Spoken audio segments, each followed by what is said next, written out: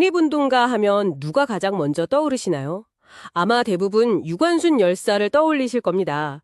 저도 사실 그랬거든요. 그런데 2017년 기준으로요, 정부 서훈을 받은 독립운동가가 약 1만 5천 명인데 그중 여성이 300명이 채 안 됐다는 거 이거 알고 계셨어요? 네, 그게 전체의 2%도 안 되는 숫자죠. 2%요? 와. 네, 그러니까 독립운동이라는 거대한 역사의 퍼즐에서 우리가 98%의 조각은 아예 못 보고 있었던 셈이에요. 그동안 우리 역사가 얼마나 남성 중심으로 기록되고 또 기억되어 왔는지 이걸 보여주는 아주 상징적인 수치라고 할 수 있습니다. 바로 그 비어있는 자리를 채우기 위해서 지난 5년간 아주 특별한 프로젝트가 진행됐습니다. 오늘 저희가 함께 깊이 파고들 자료는 그 5년간의 여정을 담은 공공역사로서 한국 여성 독립운동의 재현과 향유라는 논문인데요. 아, 네. 이게 그냥 학자들이 모여서 책 몇 권 펴낸 그런 이야기가 아닙니다. 잊혔던 역사를 어떻게 우리 곁으로 다시 불러오고 또 우리 모두가 그 역사의 주인이 될 수 있는지 그 생생한 과정을 한번 따라가 보려고 합니다. 네, 이 프로젝트의 핵심은 바로 공공 역사라는 개념이거든요. 공공역사요? 네, 퍼블릭 히스토리. 그러니까 역사를 그냥 박물관 유리상자 안에 가둬두는 게 아니고요. 대중과 함께 만들고 즐기고 또 현재의 의미를 찾아가는 활동으로 보는 거죠. 이 자료를 보면 이 모든 것의 시작점이 2016년 촛불 시민혁명 이후에 변화한 사회 분위기였습니다. 아, 정말 시기적으로 딱 맞아떨어지네요. 그때 친일이나 독재를 미화하는 역사 해석에 대한 사회적 저항이 굉장히 컸잖아요. 네, 맞습니다. 정부 차원에서도 독립운동의 가치를 다시 보려는 움직임이 활발했고요. 바로 그런 분위기 속에서 아니 왜 우리 독립운동사에는 여성의 자리가 없을까? 이런 근본적인 질문이 힘을 얻기 시작한 겁니다. 때마침 영화 암살이나 밀정 같은 작품들에서 그 총을 든 여성 독립운동가 캐릭터가 엄청난 인기를 끌었고요. 그렇죠. 안호균, 연계순, 대중적인 관심이 정말 폭발적으로 들었죠. 관심은 있는데 정작 아는 이름은 없는 그 간극. 그걸 메우기 위한 5년간의 대장정이 시작된 거군요. 자, 그럼 이 프로젝트가 구체적으로 어떤 여정을 거쳤는지 그 속으로 한번 들어가 보시죠. 이 프로젝트는 역사공장, 한국역사연구회, 그리고 독립기념관 독립운동사 연구소 이렇게 세 기관이 힘을 합쳐서 5년 동안 진행했습니다. 5년 동안요. 네, 매년 하나의 큰 주제를 정해서 깊이 파고드는 방식이었죠. 5년 동안 5가지 주제라. 그 흐름을 쭉 따라가 보면 이 프로젝트가 어떻게 진화하고 또 깊어졌는지 보일 것 같은데요. 처음엔 어떤 부분에 가장 집중했나요? 처음에는 아무래도 대중에게 가장 친숙한 사건에서부터 시작을 했습니다. 1차 년도 주제가 바로 3.1운동에 앞장선 여성들이었어요. 아, 마침 3.1운동 100주년이었잖아요. 네, 맞습니다. 시기도 딱 맞았죠. 그래서 유관순 열사 외에 우리가 몰랐던 새로운 얼굴들을 찾아내는 데 집중했고요. 예를 들면 개성에서 만세 시위를 이끈 유치원 교사 권혜라, 그리고 수원에서 기생들과 함께 시위를 주도한 김양화 같은 분들이요. 교사, 기생. 와, 직업만 들어도 벌써 흥미롭네요. 독립운동이 특정 계층의 전유물이 아니라 정말 각 계층의 여성들이 참여했다는 걸 보여주는 시작이었군요. 바로 그겁니다. 그렇게 3.1운동을 조명한 다음에는 어디로 시야를 넓혔나요? 3.1운동이 비폭력 저항의 상징이었다면 그 다음해에는 항일 무장투쟁과 여성 독립운동가를 주제로 잡고 전투 현장으로 시선을 옮겼습니다. 무장투쟁이요? 네, 안사람 의병을 이끌었던 윤희순이나 의열단원이었던 박차정 의사처럼요. 근데 여기서 좀 흥미로운 점이 이 연구에 주로 남성 중심의 정치사를 연구해온 학자들이 참여했다는 겁니다. 오, 그건 좀 의외인데요. 여성사를 연구하는데 남성 정치사 연구자들이 참여했다니?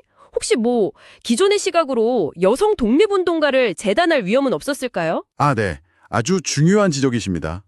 실제로 그런 우려도 없지는 않았는데 결과적으로는 아주 긍정적인 효과를 낳았어요. 긍정적인 효과요? 네, 여성사 연구자들끼리만 논의했다면 놓쳤을 수 있는 어떤 정치적, 군사적 맥락을 더 넓게 볼 수 있었고요.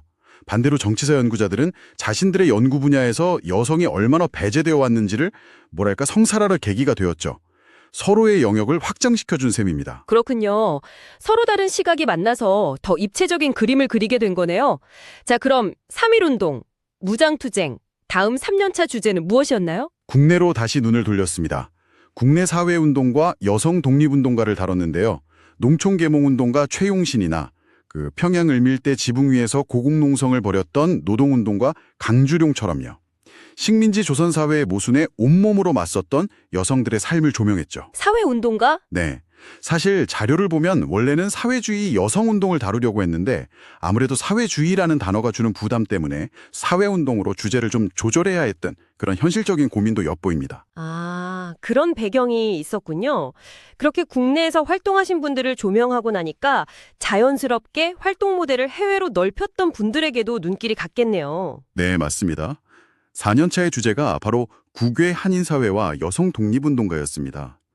저는 개인적으로 이 부분이 아주 인상 깊었는데요. 어떤 점이요? 흔히 독립운동가의 아내로만 불리던 여성들을 재조명했기 때문이에요. 아, 저도 독립운동가의 아내라는 말을 들으면 그분들의 어떤 희생이나 내조 이런 걸 먼저 떠올리게 되는데 이 연구는 뭔가 다른 관점을 제시했나 보군요. 바로 그겁니다. 이 연구는 그분들의 살림과 돌봄을 단순한 가사노동이 아니라 독립운동 공동체를 유지하고 다음 투쟁을 준비하는 핵심적인 활동으로 해석했어요. 활동으로요? 네, 관점을 바꾸니까 밥하고 빨래하는 그 일상적인 행위가 독립운동의 일부가 되는 거죠. 이때 만주에서 활동했던 손흥교라는 분이 남긴 일기가 최초로 발견돼서 연구되는 아주 큰 성과도 있었습니다. 와, 그건 정말 관점의 완전한 전환인데요. 자, 이제 마지막 5년 차입니다. 개별 인물들의 삶을 쭉 따라오다가 마지막에는 어떻게 마무리를 했나요? 마지막 해에는 개인을 넘어서 집단을 조명했습니다. 집단이요? 네. 여성단체들의 독립운동이라는 주제로 암태도 소작쟁이에 나선 이름 없는 여성들, 제주 해녀 항일운동, 그리고 근우회 같은 단체에서 활동한 수많은 여성을 다루면서 대미를 장식했죠. 이름 없는 여성들이요? 네. 당시 기록에 이름조차 제대로 남기지 못하고 소사, 그러니까 암흑의 아내 또는 성녀, 암흑의 딸로만 기록된 평범한 여성들이요. 바로 그분들이 역사의 주체였음을 보여주면서 5년의 여정을 마무리한 겁니다. 정말 대단한 여정이네요.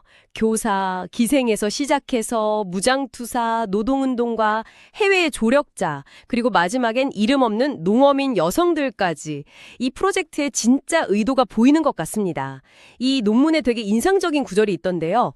여성 독립운동가를 민족과 국가라는 거창한 이름으로 기억하기 전에 여성들의 삶의 현장에서 기억되기를 바란다. 네, 그 구절이 이 프로젝트의 핵심 철학을 보여주는 거죠. 독립운동이 어떤 특별한 영웅들만의 이야기가 아니라 식민지라는 현실 속에서 각자의 방식으로 치열하게 살아낸 모든 여성들의 이야기라는 겁니다. 바로 그 지점에서 21세기를 사는 우리와 아주 강력한 연결고리가 생기는 거고요. 맞습니다.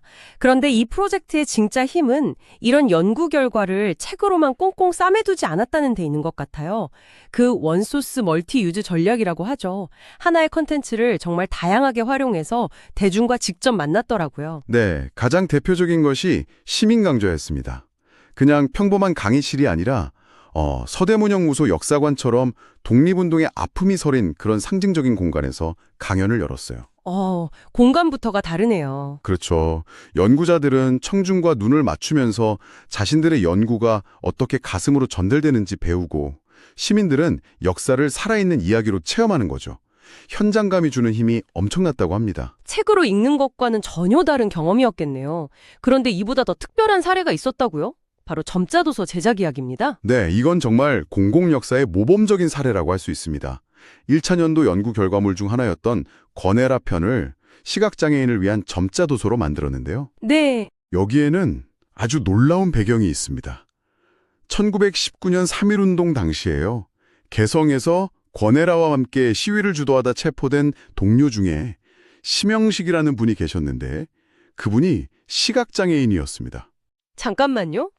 그럼 100년 전 3.1운동에 참여했던 독립운동가 중에 시각장애인이 계셨고 그 역사를 기리기 위해서 100년이 지난 지금 바로 그 여성 독립운동가들의 이야기를 점자책으로 만들었다는 건가요? 바로 그겁니다. 와, 이건 정말 역사가 살아있다는 게 바로 이런 거군요. 그쵸.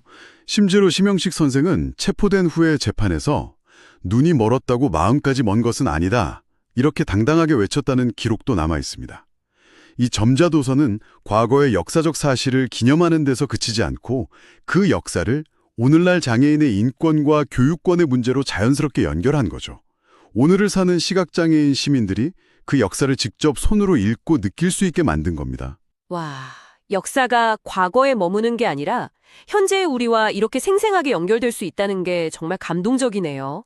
그런데 여기서 한 발 더 나아가서 시민들이 아예 직접 배우가 되는 무대도 있었다고요? 네, 있었습니다. 역사가 된 여자들이라는 제목의 낭독극이었는데요. 20대 취업준비생부터 50대 주부, 전문 배우, 심지어 독립운동가의 후손까지 정말 다양한 배경을 가진 심은 5분이 모였어요. 이분들이 단순히 주어진 대본을 읽는 배우가 아니었습니다. 직접 대본 작업에도 참여했다는 건가요? 그렇습니다. 직접 여성 독립운동가에 대해 공부하고 토론하고 함께 대본을 써서 무대에 올린 거죠. 이 과정을 통해서 참가자들은 여성 독립운동가를 교과서 속 위인이 아니라 나와 같은 평범한 얼굴을 한 우리 모두의 이야기로 받아들이게 되었다고 해요. 공연을 본 관객들의 감동도 엄청났고요. 논문의 저자는 바로 이것이 시민이 역사의 소비자에서 생산자로 거듭나는 공공역사의 가장 이상적인 모습이라고 평가합니다. 오늘 살펴본 이 5년간의 여정은 정말 역사가 전문가의 전유물이 아니라 우리 모두가 함께 만들고 느끼고 나눌 수 있는 살아있는 활동이라는 걸 명확히 보여주네요. 연구자와 정부 그리고 시민이 각자의 자리에서 톱니바퀴처럼 딱 맞물릴 때 잊혔던 역사가 얼마나 풍성하게 되살아날 수 있는지를 증명한 셈입니다. 맞습니다. 그래서 자료의 저자는 여기서 멈추지 않고 앞으로 나아가야 할 방향, 즉 과제를 제시합니다. 앞으로의 과제요? 네, 첫째는 흩어져 있는 여성 독립운동 관련 자료들을 체계적으로 모으는 아카이브를 구축하는 것. 둘째는 거대한 업적뿐만 아니라 이들의 인간적인 모습을 더 깊이 들여다보기 위해서 일상사나 미시사 같은 다양한 연구 방법을 도입하는 것입니다. 아, 그러니까 영웅의 위대한 업적뿐만 아니라 그들이 평소에 무엇을 먹고 어떤 사랑을 하고 또 어떤 문제로 고민했는지 이런 걸 들여다보는 거군요. 훨씬 더 가깝게 느껴지겠네요. 정확합니다. 그리고 마지막으로 이런 좋은 시도들이 그냥 반짝하고 끝나지 않게끔 연구자, 시민, 공공기관이 계속해서 함께 힘을 모을 수 있는 판을 짜는 것, 즉 지속 가능한 협력 시스템을 만드는 게 중요하다고 강조합니다. 청취자님, 저희는 흔히 식민지 시대의 신여성하면 단발머리에 서양식 옷을 입고 학교에 다니는 지식인을 떠올리곤 하잖아요. 하지만 오늘 이야기를 나누다 보니까 남편을 따라서 낯선 이국 땅으로 가서 독립운동 공동체를 지키면서 자신의 역할을 새롭게 만들어 나간 독립운동가의 아내들이야말로 그 시대에 누구보다 진취적인 신여성이 아니었을까 하는 생각이 드는데요. 굉장히 중요한 지적이십니다. 근대 학교 교육을 받지 않았고 단발을 하지 않았더라도요. 전근대적인 젠더 규범을 온몸으로 깨뜨리고 망명길에 올라서 독립운동 기지를 함께 일구고 공동체의 일상을 지켜낸 그분들의 삶 자체가 혁명적인 실천이었죠. 어쩌면 우리가 당연하게 생각해온 영웅이나 신여성의 모습은 아주 일부에 불과할지도 모릅니다. 오늘 우리가 만난 여성 독립운동가들처럼 우리 주변의 평범한 공간과 기록 속에서 아직 발견되지 않은 또 다른 역사의 주체들을 찾아보는 건 어떨까요? 그들의 이야기가 바로 우리의 이야기가 될 수 있을 테니까요.